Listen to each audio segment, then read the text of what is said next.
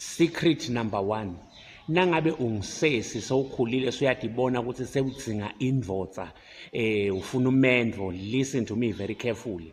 Gcoka kahle, ushaye iloko lakho lelidze kahle, noma ushaye pencil skirt yakho kahle, ulungise inhloko yakho uma ngabe une afro, ushaye afro yakho lenhle, so unga-ayina ke tinwele takho ke nangabe umuntu wema-ayina.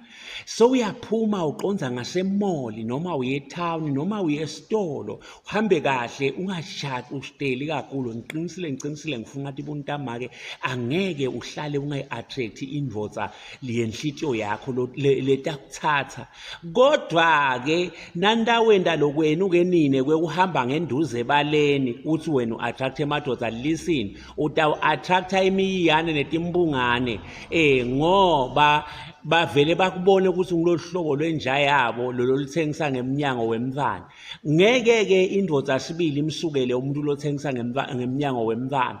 Wena lothengisa ngemnyango wemvana lohamba ngenduze ebaleni utawuthola labo sikhotheni bekulengise emabhuluko abahulu bemafinyila batathi ke bantu, ha Prophet ukhulumelani ngenduze, lwimi lakho lalela, vele na uhamba ngenduze ebaleni ngeke sahlala sabinza ngoba thina kuyasenyanyisa, asiva lokuthi lokunekeka uniphe kunekeka nisinganyulele nisihambile ngetinduze ebaleni nendani.